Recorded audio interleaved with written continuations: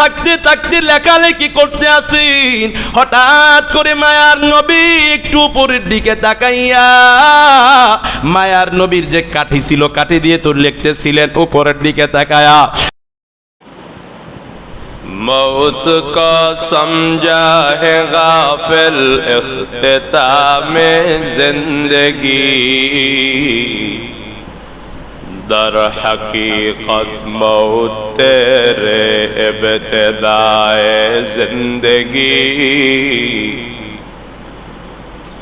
दर हकीकत मौत तेरे इब्तिदाए जिंदगी।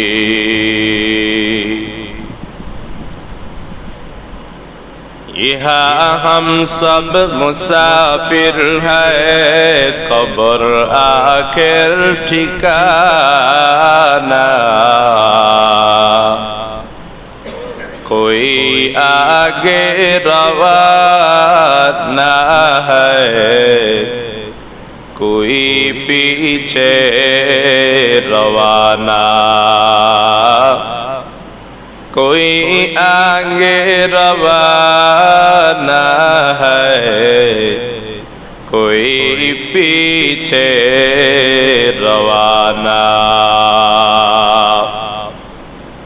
मुसाफिर हर को जा बाशद वतन रा याद मीदारत,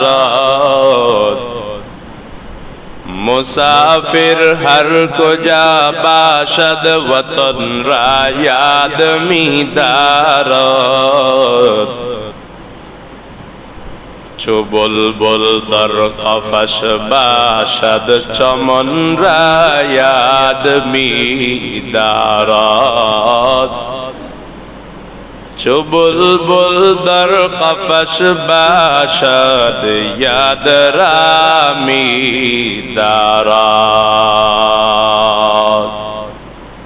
आमन्तु बिल्लाह सदक़ल्लाह। अल्लाह पाकेर दरबारे लाखों कोटी शुक्रिया যে রব্বে কায়নাত আমাদেরকে শুক্রবারের দিন সপ্তাহের শ্রেষ্ঠ দিনে দুনিয়ার হাজারো কাজ থেকে ঝামেলা থেকে আল্লাহ পাক রব্বুল আলামিন আমাদেরকে যাচাই বাছাই করে আল্লাহ পাকের ঘরে মেহমান হয়ে আল্লাহ পাকের কুদরতি পায়ে সিজদা দেওয়ার জন্য আগে আগে এসে দ্বীনের কিছু কথা শুনবার মতো সময়, তৌফিক, সুস্থতা যে রব্বে কায়নাত দান করলেন, মন খুলে সে রবের দরবারে শুকরিয়া তান সকলে বলি আলহামদুলিল্লাহ। জুমার নামাজ এটা মানুষের, মুসলমানের আনন্দ এবং ইবাদত মুখর একটি অনুভূতির নাম।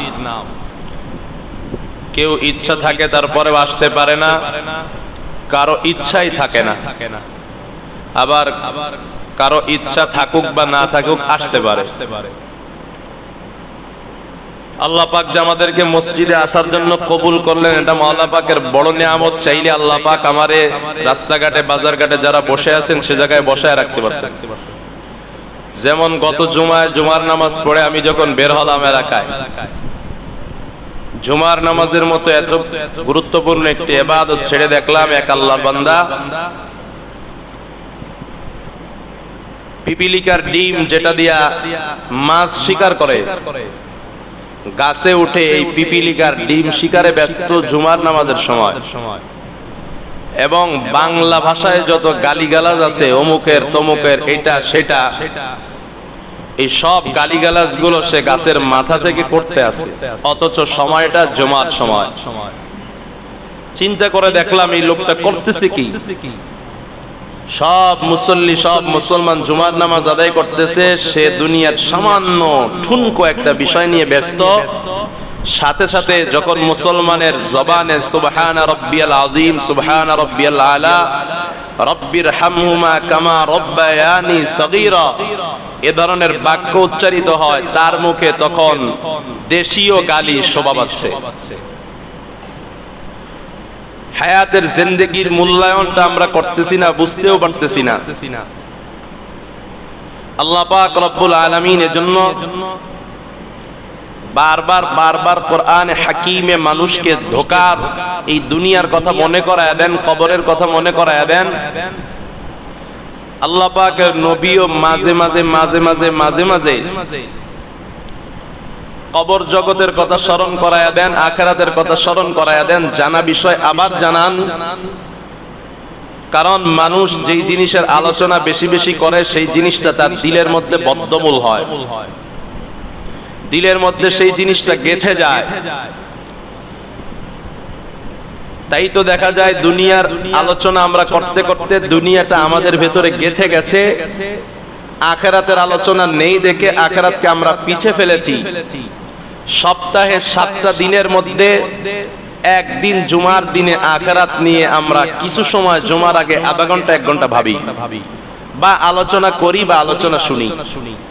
সপ্তাহের অন্য কোনো দিনে আমরা দ্বীনের কোনো আলোচনা করিও না, শুনিও না, না কোনো মাহফিল বয়ান শুনি, না কোনো আলেমের কাছে সময় দিই, না তাবলীগ ওয়ালারা আসলে একটু বসি, না সাপ্তাহিক গাস্তের দিনে একটু বসি, নাকি পীর বুজুর্গদের যেই সাপ্তাহিক জিকির আছে হালকা আছে সেখানে বসি। কোথাও আমাদেরকে পাওয়া যায় না, আমরা হাজিরা দেই না। সারা সপ্তাহে আমাদের কাজ হলো শুধু দুনিয়া দুনিয়া দুনিয়ার আলোচনা, কিন্তু পরকালের আলোচনা, পরকাল নিয়ে ভাবনা আমরা শুধুমাত্র জুমার দিনে আধা ঘন্টা এবং 1 ঘন্টার জন্য রেখে দিয়েছি। এ কারণেই এই আধা ঘন্টা 1 ঘন্টার ব্যাটারি চার্জ দিয়ে সারা সপ্তাহ যায় না। প্রতিদিন দুনিয়ার সম্পর্কে চার্জ হচ্ছে আপনার ব্যাটারি, প্রতিদিন দুনিয়া সম্পর্কে কিছু খোরাক পাচ্ছেন, দুনিয়া সম্পর্কে কিছু বুঝ পাচ্ছেন। তো আখিরাতের ব্যাটারি চার্জ দেন সপ্তাহে একবার, সারা সপ্তাহ চার্জে যায় না। এজন্যই আমাদের আখিরাতের অবস্থা বড় খারাপ। কিন্তু মাঝে মাঝে মানুষ মারা গেলে, মাঝে মাঝে কবরস্থানে গেলে নিজের জীবনের কথা, নিজের গুনাহগুলোর কথা এবং একদিন যে থাকবো না সে বিষয়গুলো যখন স্মরণে আসে, মানুষ কিছু সময়ের জন্য কিছু ইবাদতে লিপ্ত হয়। যেমন আমি গত কালকের আগের দিনে পরশু দিনে একটি জানাজা পড়লাম, আমার উস্তাদের বাবার জানাজা। কিছুটা অনুভূতি হয়েছে, যে গোরস্থানে আমার বাবার দাফন সে গোরস্থানে তার দাফন। তো এই কবরস্থানে যাওয়া, কবরস্থানের নিয়ে চিন্তা ফিকির করা, কবর জিয়ারত করা, এগুলা আমাদের দুনিয়ার লোভ লালসা, দুনিয়ার পিছনে আসক্তি, এগুলোকে বরবাদ করে, এগুলোকে ধ্বংস করে। দুনিয়ার শ্বাস, কল্পনা, জল্পনা এগুলাকে মিটায়। আল্লাহ পাক রব্বুল আলামিন আমাদেরকে বেশি বেশি কবর জগৎ নিয়ে আলোচনা করার, ভাববার, মৃত্যু নিয়ে ভাববার জন্য তৌফিক দান করেন। সকলে পড়ি আমিন। দীর্ঘদিন পর আমি বয়ানের মঞ্চে আজকে জুমার মেম্বারে আজকে আমরা মরণ নিয়ে কিছু মুজাকারা আলোচনা করতে চাই, যাতে করে আল্লাহ পাক আমাদের ভেতরে মরণের অনুভূতি, ইহসাস পয়দা করে দেন। কারণ আমাদের অবস্থা এমন, ইবাদত তো নাই, নামাজ তো নাই। জুমার নামাজে যা 2-4 জন আসি, ফজরের নামাজের অবস্থা খুবই খারাপ। ফজরের নামাজের সময় মসজিদে মুসল্লিদের দিকে তাকাইলে করুণ এক দৃশ্য দেখে কান্না আসে। দেখেন আপনার মরণের স্মরণ কি আপনাকে একটু নামাজের দিকে উদ্বুদ্ধ করে কিনা? আল্লাহ পাক কমপক্ষে আমাদের প্রত্যেককে 5 ওয়াক্ত নামাজ জামাতের সাথে মসজিদে আদায়ের তৌফিক দান করেন। মহাব্বতে পড়ি আমিন। সকলেই জানেন, আবারও আলোচনা করা, মরণ এমন একটি বিষয়, কোরআনের আয়াতে মরণের কথা বলা, এটা এমন একটি আয়াত যেই আয়াতকে, যেই বিষয়কে, যেই সংবাদটাকে পৃথিবীর কোন ধর্ম অবলম্বী কোন মানুষ অস্বীকার করতে পারেনি, অস্বীকার করতেছে না এবং ভবিষ্যতে অস্বীকার করার মতো সম্ভাবনাও নাই। একমাত্র কোরআনের বিষয়। কোরআনের আর সব আয়াতকে অন্যান্য ধর্ম অবলম্বীরা, কাফেররা অস্বীকার করতে পারে, কিন্তু মরণকে কেউ অস্বীকার করে না। মরণকে সবাই বিশ্বাস করে, কিন্তু মরণের পরের কথাগুলোকে অনেকেই বিশ্বাস করে না। মুখে বিশ্বাস করলেও দিলে বিশ্বাস করে না। অথচ আল্লাহ পাক রব্বুল আলামিন চ্যালেঞ্জ করেছেন, বারবার বলেছেন একদিন আমাদেরকে মরতেই হবে। কুল্লু নাফসিন যায়িকাতুল মাউত, প্রতিটা প্রাণীকেই মৃত্যু স্বাদ আস্বাদন করতে হবে। যার যেখানে যেভাবে মৃত্যু আছে সে সেখানে সেভাবেই মৃত্যুবরণ করবে। যার যতদিন হায়াত আছে সে ততদিনই বাঁচবে। কাজ করতে থাকলে কাজের মধ্যেই মারা যাবে, ঘুমিয়ে থাকলে ঘুমের মধ্যেই মারা যাবে, নদীতে থাকলে নদীর মধ্যে যদি তার মরণ থাকে সেখানেই মারা যাবে, বিদেশে থাকলে সেখানেই মারা যাবে, দেশে থাকলে সেখানেই মারা যাবে, গাড়িতে থাকলে গাড়ির ভেতরেই মারা যাবে। এমন কোন স্থান পৃথিবীর ইতিহাসে নাই যেই স্থানে মানুষের মরণ হয় না। কথা বলেন ঠিক কিনা? একটা সময় মালাকুল মাউতকে মানুষ গালমন্দ করত, তখন মালাকুল মাউত প্রকাশ্যে জান কবজ করতে আসতো। বাড়িতে যেমন মেহমান আসে, মালাকুল মাউত তেমন আসতেন, সবাই দেখতেন, কিন্তু মালাকুল মাউতকে মানুষ তখন গালমন্দ করত, তার সাথে মারামারি করার জন্য উদ্যত হয়ে যাইত। এই সমস্যার কারণে আল্লাহ পাক রব্বুল আলামিন মালাকুল মাউতকে প্রকাশ্যে আনেন না, গোপনে আনেন। একটা সময় মানুষ কারণ ছাড়াই মারা যাইত, অসুস্থ হইতো না, অ্যাক্সিডেন্ট হইতো না, এমন যদি 2-4 জন মারা যায়, মানুষ তখন আল্লাহকেই দুষে, তখন মালাকুল মাউতকেই দুষতে শুরু করে। আল্লাহ পাকের সিদ্ধান্ত হয়ে গেল পুরা পৃথিবীতে কোন একটি কারণের মাধ্যমে মানুষকে মৃত্যুবরণ আল্লাহ পাক দিবেন, তাতে করে মালাকুল মাউতকে আর কেউ গালমন্দ এখন করে না, বলে রোড অ্যাক্সিডেন্টে মারা গেছে, বলে পানিতে ডুবে মারা গেছে, ইত্যাদি ইত্যাদি। আসলে এগুলোতে মারা যায় না, হায়াত শেষ, এজন্যই মারা গেছে। কথা বলেন ঠিক কিনা? যেখানেই যে থাকুক সেখানেই তার মরণ হবে। আইনামা তাকুনু ইউদরিকুমুল মাউতু ওয়ালাউ কুনতুম ফি বুরুজিম মুশাইয়াদা। একটা পাথর, যেই পাথর এমন পাহাড়ে আছে যেই পাহাড়ে কেউ যায় না,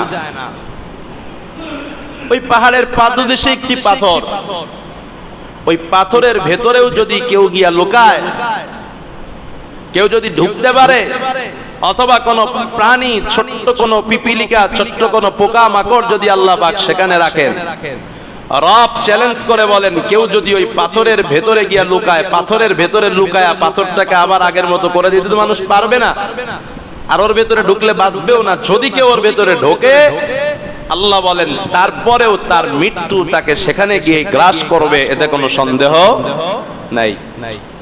আপনারা দেখতে পেরেছেন পত্র পত্রিকায় ঝিনাইদহের এমপি আনার হত্যাকাণ্ডের আসামি 2 জনকে গত পরশুদিন গ্রেফতার করা হয়েছে সীতাকুণ্ড পাহাড় থেকে। চিন্তা করে দেখুন, যদি আমাদের বাংলাদেশের ডিবি পুলিশ এতটা শক্তিশালী হয়, ভারতে হত্যা করার পর বাংলাদেশে এসে সীতাকুণ্ড পাহাড়ের মধ্যে আর রামকালী মন্দিরের মধ্যে হিন্দু পরিচয় দিয়ে যেই 2 আসামি তারা নিজেদেরকে আত্মগোপন করে রেখেছিলেন, এই 2 আসামিকে এত পলায়ন করার পরেও যদি বাংলাদেশের ডিবি পুলিশ তাদেরকে খোঁজ করে বের করে গ্রেফতার করতে সক্ষম হয়, তাহলে সহজেই আমাদের অনুমান করা যায় যে আমাদের মৃত্যু আমাদেরকে খুঁজে বের করতে অক্ষম হবে না, সক্ষমই হবে। ঠিক কিনা বলেন? আল্লাহর ফোর্স আরো কঠিন, শক্তিশালী, আল্লাহর ফেরেশতারা আরো বেশি শক্তিশালী। যেখানে তার মৃত্যু সেখানেই মৃত্যু হবে, সময় কাল বিলম্ব করা হবে না, 1 সেকেন্ড, 1 মুহূর্ত। রব বলেন, ইযা জাআ আজালুহুম লা ইস্তাখিরুনা সাআ লা ইস্তাখিরুনা সাআতান ওয়া লা ইস্তাকদিমুন। আল্লাহ বলেন, যার যখন দুনিয়া থেকে যার মৃত্যুর সময় হবে, 1 মুহূর্ত দেরি করা হবে না, 1 মুহূর্ত তাকে আবার সময় দেওয়া হবে না, আবার আগেও নেওয়া হবে না। যার যতটুক দুনিয়াতে হায়াতের জিন্দেগি সময়, এই হায়াতের জিন্দেগির সময়টুকু তার পেতেই হবে, তাকে ভোগ করতেই হবে। যার জন্য আসমানওয়ালা যতটুকু রিজিক ব্যবস্থা করে রেখেছেন, সে ততটুকু খাবেই খাবে। ওই রিজিক খাওয়ার পরে সে ওই রিজিক শেষ না করে সে মৃত্যুবরণ করতে পারে না। আবার যদি তার রিজিক কখনো শেষ হয়ে যায়, তারপরেও সে মৃত্যুবরণ করবে না, যদি মৃত্যুর সময় না আসে। মৃত্যুর সময়ের পরিমাণ একটা, মানুষের রিজিকের পরিমাণ হলো আর একটা। এ কারণেই আপনারা দেখবেন কিছু মানুষ আছে মৃত্যুর কিছুদিন আগে শুধু খাই খাই করে, বেশি খাওয়া দাওয়া শুরু করে। মৃত্যুর কিছুদিন আগে যারে দেখে তারেই বলে আমার এইটা খাইতে মনে চায়, আমার সেইটা খাইতে মনে চায়, অথচ জিন্দেগিতে সেই জিনিস খাইতো না। এমন কিছু মানুষ মৃত্যুর আগে বেশি খায়, আছে না না? কারা বেশি খায়? যাদের হায়াত শেষ কিন্তু রিজিক যতটুকু ছিল অতটুকু ওর এখনো খাওয়া শেষ হয় নাই, অতটুকু এখন ওর ভোগ করা শেষ হয় নাই, কিন্তু হায়াত কিন্তু ফুরে আসছে। এজন্য ওর রিজিক যতটুকু বাকি আছে অতটুকু ওর খেতেই হবে, না খেলেও মৃত্যুবরণ করবে না, আর মৃত্যুর সময় দেরি করা হবে না। এজন্য মৃত্যুর আগে শুধু খাওয়া খাওয়া করে আর শুধু বেশি বেশি খায়, ওর রিজিকটা শেষ করে তারপরেও মৃত্যুবরণ করে। আবার দেখবেন এক শ্রেণীর মানুষ আছে যারা মৃত্যুর অনেক দিন পূর্বে বিছানায় পড়ে যায়, ডাক্তার বলে দেয় খাবার দাবার সবশেষ, স্যালাইনে চলবে, খাবার ছাড়া যতদিন বাঁচবে বাঁচবে। ওর বিষয়ে মাসআলা গুলো, ওর হায়াত এখনো বাকি, কিন্তু রিজিক দুনিয়াতে ওর যতটুকু ছিল ততটুকু ফুরিয়ে গেছে, শেষ হয়ে গেছে। এজন্য ওর হায়াত আছে, ও আইসিইউতে ভর্তি আছে, কিন্তু খানা ওর পেটে যায় না, মুখে যায় না, কারণ রিজিক খাবার যতটুকু ওর ভাগ্যে ছিল ততটুকু ওর জন্য শেষ হয়ে গেছে, কিন্তু হায়াত এখনো শেষ হয়। রিজিক আর হায়াত মউত আলাদা। রিজিককে আল্লাহ পাক আলাদা পরিমাণ দিয়েছেন, হায়াত মউতকে আলাদা পরিমাণ দিয়েছেন। দুটো জিনিসই পরিমিত পরিমাণ মতো শেষ করেই মানুষ দুনিয়া থেকে বিদায় হবে, তার আগে মানুষ দুনিয়া থেকে বিদায় হবে না। কিন্তু বিদায় হবার বেলায় আমাদের দেখার বিষয় কি নিয়ে গেলাম আর কি না নিয়ে চলে গেলাম। মুহতারাম হাজিরিন, আমরা বিদেশের বাড়িতে অথবা বিভিন্ন ট্যুরে যদি ঘুরতে যাই, কয়েকদিন সফরের সামানাপত্র নিয়ে যাই, কিন্তু আমরা এতদিনের সফরে কবর জগতে যাব, আমরা আমাদের সামানাপত্র আমরা এগুলোকে গুছানোর প্রয়োজন বোধ করি না। এজন্যই তো কবি বলেছেন, মৌত কো সমঝা হে গাফিল ইখতিতামে জিন্দেগি, در حقیقت موت تیرے ابتدائے زندگی، در حقیقت موت تیرے ابتدائے জিন্দেগি। মানুষ মনে করে মৃত্যু এটা তার জীবনের শেষ, তার গাড়িতে চড়া শেষ, তার বাড়িতে ঘুমানো শেষ, তার খাওয়া দাওয়া শেষ, বিবি বাল বাচ্চাকে লালন পালন আদর যত্ন করা শেষ, ঘোরাফেরা শেষ, চাকরি বাকরি শেষ, আমার জিন্দেগিটাই শেষ। অথচ কবি বলেন, আল্লাহ পাকের কোরআনের কথাটাকেই তিনি নকল করে বলেন, হাদিসের কথাটাকেই নকল করে তিনি বলেন, এই দুনিয়ার মানুষ আতে, এই জ্ঞানীবান ব্যক্তি শুনে রাখো, মৌত মানে তোমার জীবনের শেষ নয়, মৌত মানেই মূলত তোমার জীবনের সূচনা। মৌত মানেই সূচনা, মৌত আমাদের জীবনের শেষ নাই। কবি বলেন, মুসাফির হর কুজা বাশদ ওয়াতন রায়াদ মিদারত, মুসাফির হর কুজা বাশদ ওয়াতন রায়াদ মিদারত, চুবুলবুল দর কফস বাশদ চমন রায়াদ মিদারত, চুবুলবুল দর কফস বাশদ চমন রায়াদ মিদারত। কবি বলেন, কোন মুসাফির, কোন ভ্রমণকারী ব্যক্তি যত অট্টালিকা, যত উন্নত গাড়ি, বিলাসবহুল গাড়ি আর বিলাসবহুল হোটেলেই বসবাস করুক না কেন, চলুক না কেন, একজন মুসাফির সর্বদা তার বাড়িতে যে কুড়ে ঘর আছে সেই কুড়ে ঘরের কথা স্মরণ রাখে, যে আমার বাড়ি কিন্তু এটা, এখানে থাকতে পারবো না, আমার বাড়ি ধর্মগঞ্জ, আমি কক্সবাজার এসে চিরজীবন থাকতে পারবো না, কুয়াকাটায় থাকতে পারবো না, সুইজারল্যান্ডে থাকতে পারবো না, সৌদি থাকতে পারবো না, আমার বাড়ি ধর্মগঞ্জের ওই কুটুরি ঘরই। এটা প্রত্যেকটা মুসাফির কিন্তু মনে রাখে, কেউ কিন্তু ভুলে না বাড়ির বাইরে গেলে। ঠিক তেমনি ভাবে পাখির জন্য খাঁচা তার ঘর না, পাখির থাকার মূল জায়গা হচ্ছে চমন, অর্থাৎ মরুভূমিতে ঘোরাফেরা করা, পাইচারি করা, গাছে এক গাছের ঢাল থেকে আর এক গাছের ডালে যাওয়া।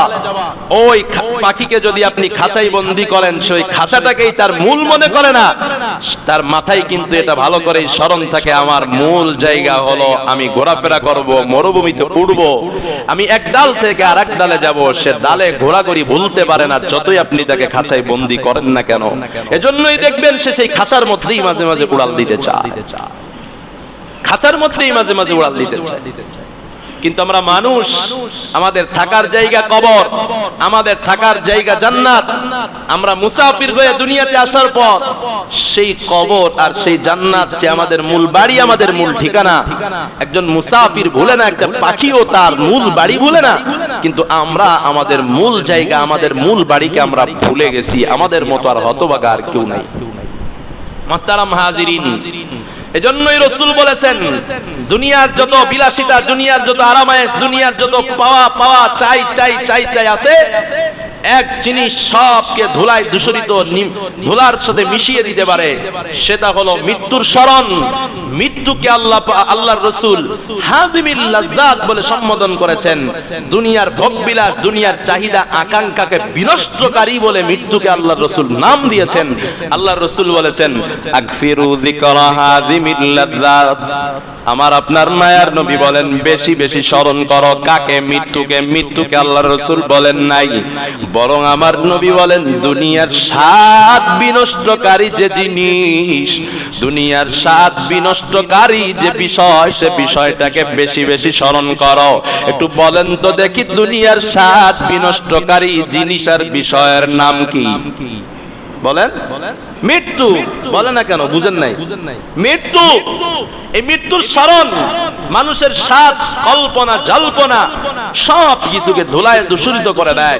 আমার রাসূল সাল্লাল্লাহু আলাইহি ওয়াসাল্লাম একদিন এক কবরের পাশে দাঁড়ায়া আল্লাহ রাসূল সাল্লাল্লাহু আলাইহি ওয়াসাল্লাম এরকম ভাবে মাটির মধ্যে লেখালেখি করতে লাগলেন।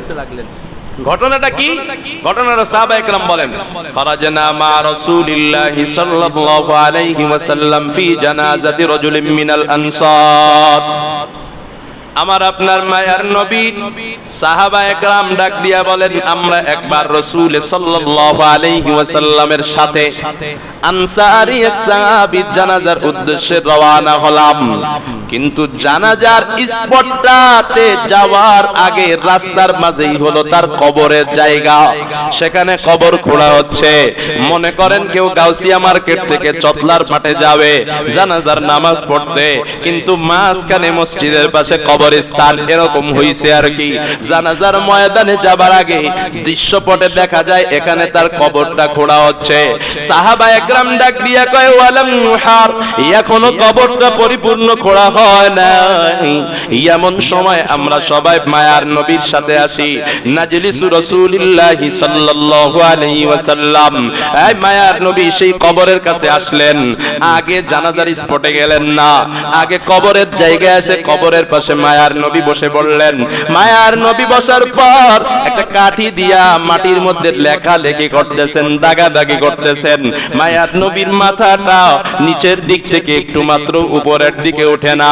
সাহাবায়ে কেরাম নবীর পাশে এত নিবিড় ভাবে বসে রয়েছে, সাহাবায়ে কেরাম ডাক দিয়া কয়, কান্না আলা রুউসিনা তাইর, যেমন ভাবে পাখি একটা নীরব একটা গাছের ডালার উপরে বসে থাকে, মনে করে গাছের ডালাটা মৃত, এ আমাকে মারতে পারবে না।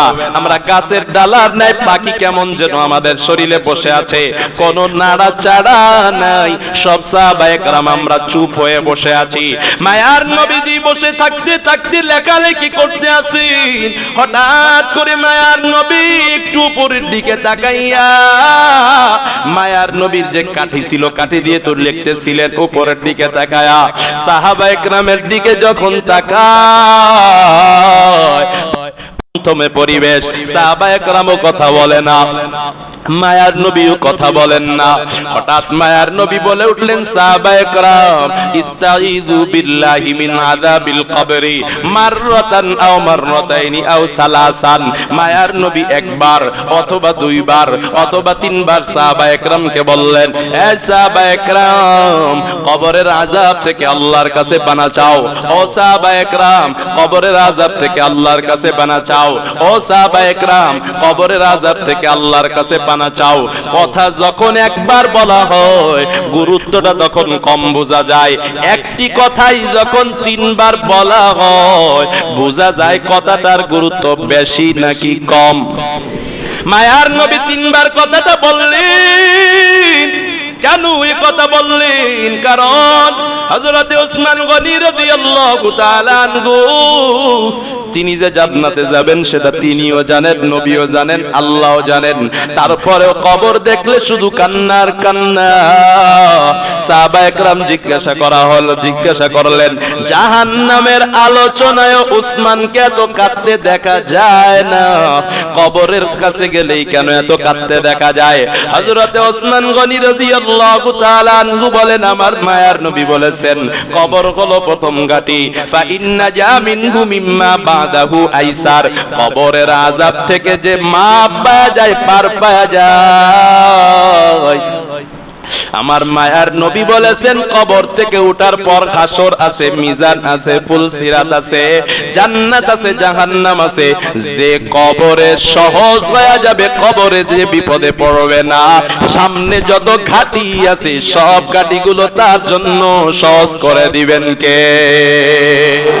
হযরত ওসমান বলেন আমি নবীকে বলতে শুনেছি, আমার নবী বলেছেন ওয়া ইল্লাম ইয়ানজু, যে কবর থেকে মুক্তি পাইল না, কবরের আযাবে গ্রেফতার হয়ে গেল, তার সামনে ফামা বাদাহু আসাদ্দু, তারপরে আরো যা কিছু আছে কবর থেকে তার সেই ঘাটিগুলো কঠিন থেকে কঠিনতর হয়ে যাবে। আরে নবীর উম্মতের দল, সেই কবরের কথা আজ আমরা ভুলে আছি, আর আমাদের কোনো খবর নাই। আমার আপনার মায়ার নবী বলে গিয়েছেন নেককারের কবরটা কেমন হবে, কবরের কথা মাঝে মাঝে স্মরণ করো। আমার নবী ভিন্ন হাদিসে বলেছেন, এই তোমরা কি জানো নাকি কবর তোমাকে দৈনিক 70 বার স্মরণ করে? তোমরাও কবরকে দৈনিক 70 বার স্মরণ করো।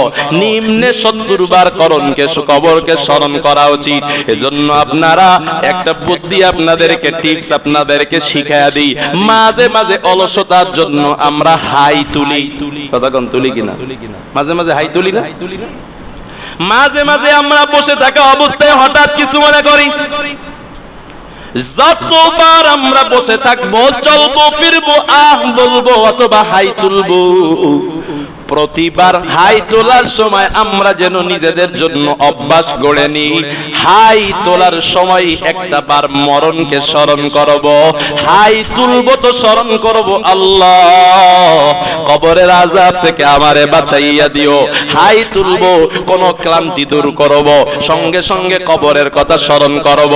একটা দোয়া আমার মায়ার নবী শিখায়া দিয়েছে, আল্লাহুম্মা বারিক লানা ফিল মাউত ওয়া ফিমা বাদাল মাউত। নবী আমার ডাক দিয়া এই দোয়াটা যারা বারবার দিনের মধ্যে বারবার যারা এই দোয়াটাকে স্মরণ করবে, আল্লাহর কাছে করবে, আল্লাহ পাক তার কবরের ঘাটিটাকে সহজ করে দিবে। মাউতু কাসিন কুল্লু নাফসিন শারিবু কবরু বাইতিন কুল্লু নাসিন দাখিলু। আল্লাহুম্মা বারিক লানা ফিল মাউত, বলেন আল্লাহুম্মা বারিক লানা ফিল মাউত ওয়া ফিমা বাদাল মাউত। হে আল্লাহ, আমার কবর মৃত্যুর সময় আমারে বরকত দিয়েন, ওয়া ফিমা বাদাল মাউত, আর আমার মরণের পরেও আপনি আমাকে বরকত দিয়ে আমার কবরটাকে পূর্ণ করে দিয়েন। বলুন আল্লাহ। এই দোয়াটা সর্বদা করতে থাকা, বারবার দিনের মধ্যে মৃত্যুকে স্মরণ করা। দেখবেন যে যত মৃত্যুকে স্মরণ করতে পারবে না, তার তত কম করতে মনে চাবে। দুনিয়ার প্রতি আসক্ত, দুনিয়ার প্রতি লোভ লালসা তার ততই কমে যাবে। বারবার মৃত্যুকে স্মরণ করা, বেশি কবরস্থানে আসা, বেশি কবরস্থানে আসা, মৃত্যুকে স্মরণ করতে থাকা। কারণ আমি যদিও মৃত্যুকে স্মরণ না করি, মৃত্যু আর কবর কিন্তু আমাকে ঠিকই স্মরণ করে। কথা ঠিক না বেটি? হাদিসের মধ্যে আসছে কবর ডাক দিয়া মানুষকে প্রতিদিন বলতে থাকে, এই বনি আদম, এই অমুকের ছেলে অমুক, দুনিয়ার ভেতরে দাম্ভিকতার সাথে চলাফেরা করো, দুনিয়া করতে করতে পাগল হয়ে গেল। তোমার কি মনে আসেনি আনা বাইতুর ওয়াহদাতি, আমি একটা একাকির ঘর। এই দুনিয়ার মানুষ, বনি আদম, অমুকের ছেলে অমুক, তুমি আল্লাহকে বাদ দিয়া নাফরমানির দিকে লিপ্ত হয়ে আছো। তুমি কি জানো, তোমার কি মনে আছে নি, আনা বাইতুদ্দুদ, আমি কিন্তু পোকামাকড়ের ঘর, আমার মধ্যে কিন্তু সাপ আছে, আমার মধ্যে কিন্তু বিচ্ছু আছে, আমি পোকামাকড়ের ঘর। সামান্য একটা রাসেল ভাইপার এক সাপে সারা বাংলাদেশকে নড়াইয়া দিছে। সবাই শুধু ভয় করে আর বাড়ির আঙ্গিনা পরিষ্কার করে, কয় একটা রাসেল ভাইপার সাপ, চন্দ্রবড়া সাপ যদি কামড় দেয় মারা যাব, অথচ ওই সাপে কামড় দিলে মারা যাবে কিনা তা শিওর না, এর ওষুধও আছে, কেউ মারা যায় কেউ বেঁচে যায়। এক সাপের কারণে সারা দুনিয়ায় এখন শক্তি আছে, চাইলে সাপটাকে আপনি মারতে পারবেন, এখন আপনি জীবিত। তারপরেও এক রাসেল ভাইপারের ভয়ে সারা বাংলার মানুষ বড় আতঙ্কিত। কিন্তু ওই কবরগুলো পোকামাকড়ের ঘর। দুনিয়ায় রাসেল ভাইপার ধাওয়া পালাইয়া যাওয়া যায়, ওই ঘরের মধ্যে 3.5 হাত ঘরে কেমনে পালাবেন রে ভাই? দুনিয়াতে আপনার হাতে শক্তি আছে, সাপ আসলে লাঠি দিয়া আপনি বাড়ি দিয়া আঘাত করিয়া প্রহার করিয়া সাপটাকে হত্যা করার ক্ষমতা আপনার হাতে আছে। ওই কবরে যখন যাবে আপনার হাত নড়বে না, পাও নড়বে না, চক্ষুটাও নড়বে না। বলেন ওখানে যদি সাপে আপনারে কামড় দেয় কে আপনাকে বাধা দিবে? আরে দুনিয়ায় যদি আপনি সাপে কামড় কে পড়ে থাকেন, আপনার বাবা মা ভাই বোন হাসপাতালে নিয়ে দৌড়াবে, বলেন ওই কবরের মধ্যে ট্রিটমেন্টটাকে করবে। এজন্য কবর কিন্তু বারবার আমাকে ডেকে কয়, কবিরের ছেলে জুবায়ের, তোর কি স্মরণ আছে আমি কিন্তু পোকামাকড়ের ঘর, সাপ বিচ্ছুর ঘর। কবর আমাকে ডেকে ডেকে বলতে থাকে, আনা বাইতুজ জুলমাতি, আমি কিন্তু অন্ধকারের ঘর। এই কবরের মাঝে কোনো বাতি নাই, এই কবরের মাঝে কোনো সাথী নাই। আর ওই কবরে যাবার আগে যদি আমি আর আপনি নেককার হইয়া আল্লাহ না করে যেতে পারি রে বাবা, আমাদের ওই কবরটার অবস্থা হয়ে যাবে বড় ভয়ানক। নেককার বান্দা যখন ইন্তেকাল করে, আমার আপনার মায়ার নবী বলে দিয়েছেন, আসমানের ফেরেশতা মালাকুল মউত সহ আর 70,000 ফেরেশতা সাদা জুব্বা লাগাইয়া পাগড়ি লাগাইয়া জান্নাতের সুগন্ধি মাখিয়া নেককার বান্দার কাছে আসে। নেককার বান্দারে বলতে থাকে, চলো উখরুজি ইলা রাওহিন, বাগানের দিকে চলো। কেমন বাগান? যেই বাগানের মধ্যে খেজুর বৃক্ষ আছে, যেই বাগানের মধ্যে নহর সমূহ প্রবাহিত হয়, যেই বাগানের মধ্যে উঁচু উঁচু আসন আছে, পান আছে, যেই বাগানের মধ্যে হেলান দেওয়ার জায়গা আছে। আল্লাহর ফেরেশতা বলে, উখরুজি ইলা রাওহিন, বাগানের দিকে যাও। আল্লাহর বান্দাকে আল্লাহর ফেরেশতারা বলে, ইলা রিজওয়ানিল্লাহ, আল্লাহর সন্তুষ্টির দিকে তুমি আগাইতে থাকো। ইলা মাগফিরাতিম মিনাল্লাহ, তুমি দুনিয়াতে যেই কর্ম করেছো এই কর্মের কারণে আমার আল্লাহ মরণের সময় তোমার জিন্দেগীর সব গুনাহগুলো ক্ষমা করেছে। ওই বান্দাকে যখন জান্নাত আমালাকুল মাউত জানতা কবজ করে, মায়ার নবী কয়, তাসিলু কামা তাসিলুল কতরাতি মিনাস সামা মিনাস সিকা, বোতল থেকে অথবা পানির পেয়ালা থেকে অথবা কল থেকে ট্যাপ থেকে দেখবেন যখন পানিটা পড়তে পড়তে পড়তে পড়তে ভেতরে আর মাত্র একটা ফোঁটা পানি বাকি আছে, ওই পানির ফোঁটাটা কি অনেক জোরে বের হয়? লাস্টের যেই ফোঁটাটা আছে পড়ে কি পড়ে না, আস্তে আস্তে আস্তে আস্তে বের হয়। আমার নবী কয়, একটা পানির পাত্র থেকে ঝর্ণা থেকে পানি জোরে পড়তে পড়তে শেষ ফোঁটাটা যতটা আস্তে কোমল ভাবে পড়ে যায়, নবী কয় নেককার বান্দার কবজ জানটা রূহটা আল্লাহ পাকের ফেরেশতা মালাকুল মউত ঠিক তেমনি ভাবে মৃদু ভাবে কবজ করে নেয়। মালাকুল মউত হাতে আর রাখতে পারে না, রূহটা কবজ করার সঙ্গে সঙ্গে মালাকুল মউত তাকাইয়া দেখে জান্নাত থেকে কাফনের কাপড় নিয়ে আসা হয়েছে, সুবহানাল্লাহ কয় না? জান্নাত থেকে সুগন্ধি নেওয়া হয়েছে। দুনিয়ার মানুষ তার বডিটাকে কাফনে দাফন করে দেয়, আতর মাখাইয়া দেয়, কিন্তু নেককার বান্দার রূহটাকে জান্নাতের কাফন দ্বারা, জান্নাতের আতর আর সুগন্ধি দিয়া কাফন বন্দি করা হয়। সুবহানাল্লাহ। নেককার বান্দার রূহটা সঙ্গে সঙ্গে ইল্লিয়িনে চলে যায়। ওই ইল্লিয়িনে যাবার পথে প্রথম আসমান দিয়ে যখন নেককারের রূহটা উড়ে যায়, ফেরেশতারা যখন নিয়ে যায়, আসমানওয়ালা সব ফেরেশতারা কয় কার জান যায় রে, এত সুগ্রাণ কেন? কয় আল্লাহর বান্দা আল্লাহকে খুশি করেছে, এটা নেককারের রূহ, তার গানে পুরা প্রথম আসমানটা সুবাসিত হয়ে যায়, সুগন্ধযুক্ত হয়ে যায়। সব আসমানের ফেরেশতারা তাকে সালাম জানায়, রূহটাকে স্বাগতম জানায়, ওয়েলকাম জানায়, আহলান সালাম জানায়। দ্বিতীয় আসমানে পুরা আসমানটা সুবাসে ভরে যায়, সব ফেরেশতারা তাকে স্বাগত জানায়। তৃতীয় আসমানটা সুবাসে ভরে যায়, এভাবে প্রত্যেকটা আসমান সুবাসে ভরে যায়, সব ফেরেশতারা তাদেরকে স্বাগত জানাইতে থাকে। কবরে যখন তাকে রাখা হয়, যখন তাকে প্রশ্ন করা হয়, এই তিনটা প্রশ্নের জবাব সে যখন সঠিকভাবে দিয়ে ফেলতে পারে, তাকে জাহান্নাম দেখানো হয় আর বলা হয় এই জাহান্নামটা তোমার জন্য ছিল বটে, কিন্তু তুমি নেক আমলের মাধ্যমে ওই জান্নাতের জাহান্নামের বিপরীতে জান্নাতের মালিক হয়েছো। সঙ্গে সঙ্গে আল্লাহ পাক ঘোষণা করে কয়, এই ফেরেশতারা আলবিসুগু মিনাল জান্নাহ, এই দেখ দুনিয়ার লোকেরা আমার এই নেককার বান্দারে কম টাকা দামের কাপড়ের কাপড় দিয়েছে, বলেছে মরেই তো গেছে, মাটিতেই খেয়ে ফেলবে, দামি কাপড় দিয়া কি লাভ? মনে করেন আপনি 600 টাকা গজের কাপড়, 1000 টাকা দামে গজের কাপড় এখন পরেন রে ভাই, কাফনের কাপড় দিবে 30 টাকা গজের অথবা 100 টাকা গজের। আল্লাহ বলবে, ওই ফেরেশতারা তোরা কি দেখো না এই কমা কাপড় দিয়া আমার বান্দারে কবরে রেখে গেছে, একটু দৌড় দিয়া যা যা জান্নাত থেকে বিছানা চাদর নিয়ে আয়। আল্লাহু আকবার কয়।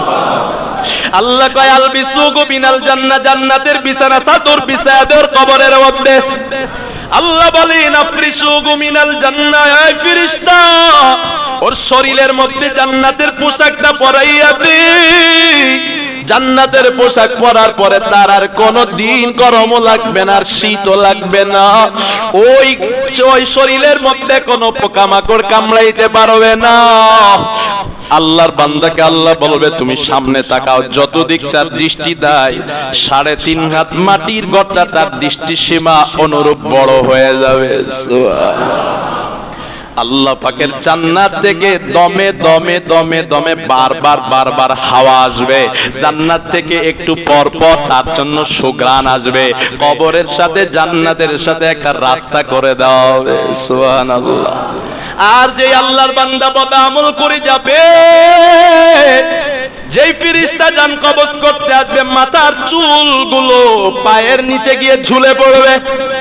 জীবনে এমন মানুষ কেউ দেখেন না, মালাকুল মউতের অবস্থা হবে চুলগুলো মাথা থেকে পা পর্যন্ত। বলেন এমন মানুষ দেখলে কেমন লাগবে?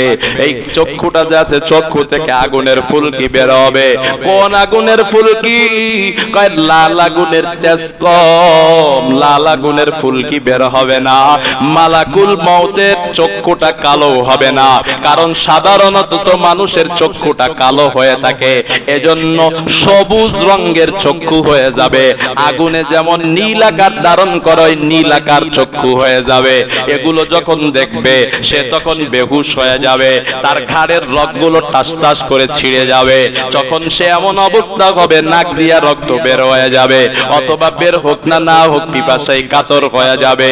ওই সময় যদি সারা দুনিয়ার সব পানীয় তাকে দেওয়া হয়, সুদখোর কিন্তু তখন তার পিপাসা মিটাইতে পারবে না। যেই আল্লাহর বান্দা পর্দা করে না, নামাজ পড়ে না, হালাল খায় না, ঠিক মতো আল্লাহর আদেশগুলো মানে না, সুন্নাত অনুযায়ী চলে না, তখন কিন্তু তার অবস্থাটা ভয়ঙ্কর হবে। কবরে যাবার পর এই তাকে দেখানো হবে, ওই যে তাকাও দেখবে বিশাল জান্নাত। ফেরেশতারা বলবে জান্নাত তোমার জন্য ছিল, কিন্তু তুমি আমলের মাধ্যমে জাহান্নাম কামাইছো, জান্নাত এখন আর তোমার নাই। এবার জাহান্নামের দরওয়াজাটা খুলে দেওয়া হবে। কবরে আসতে আসতে 3.5 রাত থেকে আরো হয়ে যাবে। কবরের মধ্যে বিন্দু থেকে বিন্দু মাত্র আর আলো বাতাস নেওয়ার মতো, নড়াচড়ার মতো জায়গা থাকবে না রে বান্দা। আল্লাহ বলবেন আলবিসুগু মিনান আর কাপড়গুলো সরাতে, জাহান্নামের আগুনে পোড়ানো জাহান্নাম থেকে বিছানা চাদরে নূর কবরে বিছায়া দাও। জাহান্নামের আগুনে পোড়া কালো রঙের ওই পোশাক ওই জাহান্নামী ব্যক্তিকে পরায়া দাও। কবর থেকে তার কাফনের কাপড় সরায়া নেওয়া হবে। জাহান্নামের কাফনটা তখন তাকে দেওয়া হবে, আর কবর গচিত হয়ে যাবে। ওই আল্লাহর বান্দা কোরআনের ডাক দিয়া কয় লাহুম মিন জাহান্নামা মিহাদ ওয়া মিন ফাওকিহিম গাওয়াশ। নিচের জমিনটা হয়ে যাবে আগুন, উপরের বাঁশ দিয়েছে যে চাল দিয়েছে সেগুলো হয়ে যাবে আগুন। যখন একজন ফেরেশতা আসবে একটা লাঠি নিয়ে প্রশ্ন করা হবে, লাঠি নিয়ে এসে প্রশ্ন করবে বলো তোমার রবকে। বৎকার বলবে হা হা লা আদরি, আমি জানি না আমার রবকে। প্রশ্ন করা হবে তোমার ধর্মের নাম কি, যে ইসলাম অনুযায়ী চলে না, ইসলামকে সম্মান করে নাই। সে বলবে হা হা লা আদরি, বড় আফসোস আমি আজ কোনো প্রশ্নের জবাব দিতে পারবো না। আমার মায়ার নবীর কথা জিজ্ঞাসা করলেও সে চিনবে না, কারণ তার মুখে দাড়িও নাই। সুন্নত অনুযায়ী নখও কাটে না, সুন্নত অনুযায়ী পরিবার চালায় না, সুন্নত অনুযায়ী বিয়ের আয়োজন করে না, সুন্নত অনুযায়ী পরিবারকে সাজায় না, ছেলের মেয়ের সুন্নত অনুযায়ী চালায় না। হা হা লাদ্রি বলে চিৎকার করতে থাকবে। এমন ভয়ানক পরিস্থিতি, চতুর্দিকে আগুন। আমার মায়ার নবী হাদিসের মধ্যে বলেন ইয়াসি উসাই আতান, এমন জোরে জোরে কবরওয়ালা জাহান্নামী গুনাহগার চিৎকার করবে, তার ওই চিৎকার গুলো ইল্লাস সাকালাইন, একমাত্র মানুষের জিন গুলো শুনবে না। আর ওই কবরের আশপাশে দুনিয়ার মধ্যে যত গরু আছে, ছাগল আছে, আপনারা মাঝে মাঝে দেখেন গরু ছাগল কিন্তু লাফালাফি করে। মনে করেন তাকে একটা মার দিয়া বলেন কি রে গরু তুই লাফাস কেন? কিন্তু আমার নবী কয় কবরে যখন কোন আযাব হয় পশু পাখিগুলো তা জানতে পায়, এজন্য দেখবেন পাখিগুলো চিল্লায়, এজন্য পশু পাখিগুলো চিল্লা চিল্লি করে। ওই কবরের কবরওয়ালার চিৎকারের আওয়াজ শুনে গরুটা লাফায়, আপনার মুরগিটা মোরগটা লাফাইয়া উঠে, এই জঙ্গলের সাপ বেজিগুলো লাফাইয়া উঠে। এত বিকট আওয়াজ, কিন্তু মানুষ কিন্তু সে আওয়াজ শুনতে পায় না, জিনে সে আওয়াজ শুনতে পারে না। এজন্য বাবারা ফজরের নামাজে মুসল্লি নাই, আপনার ছেলের মধ্যে নবীজির সুন্নত নাই, মেয়ের মধ্যে নাই, পারিবারিক জীবনে সুন্নত নাই, ইসলাম নাই, ব্যক্তিগত জীবনে ইসলাম নাই, সামাজিক জীবনে ইসলাম নাই, রাষ্ট্রীয় জীবনে ইসলাম নাই, আন্তর্জাতিক জীবনে ইসলাম নাই। যারা নাফরমান হয়ে কবরে যাবে, এদের কবরের অবস্থা এত ভয়ানক হয়ে যাবে। লাস্টে একটা আরবি শের দিয়া, একটা আরবি বাক্য দিয়া, একটা আরবি বাক্য দিয়া, কবিতা দিয়া শেষ করতেছি। কবি ডাক দিয়া কয় ওয়া ইযা হামালতা ইলাল কুবুরি জানাজাতান ফালাম বিআন্নাকা বাদাহা মাহমুলু। কবি ডাক দিয়া বলতেছেন এই দুনিয়ার মানুষ, ওয়া ইযা হামালতা ইলাল কুবুরি জানাজাতান, যখন তোমার সামনে দিয়া কারো লাশ কারো খাটিয়া বহন করে নেয়, ফালাম, তখন তুমি ভালো করে নিজের স্মৃতিবট এটা গাইতে নিও তখন তুমি নিজে ভালো করে ভাইবা নিও। ফাআলাম বিআন্নাকা বাদাগা মাহমুলুন, এই খাটিয়ায় বহন করে এখন আমার এলাকার একজনের লাশ নিয়ে যাওয়া হয়। তুমি মনে মনে ভাববা, এটা চিন্তা করবা, বিশ্বাস করবা, এর খাটিয়ায় যাকে চড়ানো হবে সেই বোধহয় আমি, অন্য কেউ নয়। কিন্তু আমরা কি এমন কল্পনা কখনো করি? কত দাফন কত কাফন করলাম, কখনো তো ভাবলাম এর খাটিয়ায় অমুক উঠে চলে গেল, পরের সিরিয়ালটা আমার। বলেন তো দেখি, আপনারা লাস্টে এই গোরস্থানে যাকে দাফন করেছিলেন তাকেই কবরে দাফন করা হয়েছিল, লাস্টে যিনি দাফন হয়েছেন তিনি কি ভেবেছিলেন তার আগের দাফনটা দেখে যে এর পরেই আমাকে এই খাটিয়াতে চড়তে হবে? হবেনি। আপনি আমিও ভাবতেছি না, খাটিয়ার বহনটা কিন্তু এরপরে আমারই হবে। এজন্য কবি বলেছেন, ওয়া ইযা হামালতা ইলাল কুবুরি জানাজাতান ফাআলাম বিআন্নাকা বাদাগা মাহমুলুন। কোন জানাজা, কোন খাটিয়া বহন করতে দেখলে ভাববা এরপরে মানুষের কাঁধে খাটিয়াই যেই ব্যক্তিটা চড়বে সেটা আমি, অন্য কেউ নয়। আল্লাহ পাক আমাদের প্রত্যেককে মৃত্যুকে বেশি বেশি স্মরণ করে, কবরের কথা স্মরণ করে, কবরের প্রস্তুতি নিয়ে কবরে যাওয়ার জন্য তৌফিক দান করেন। মহাব্বতে বলি আমিন। ওয়া আখিরু দাওয়ানা আনিল হামদুলিল্লাহি রাব্বিল আলামিন।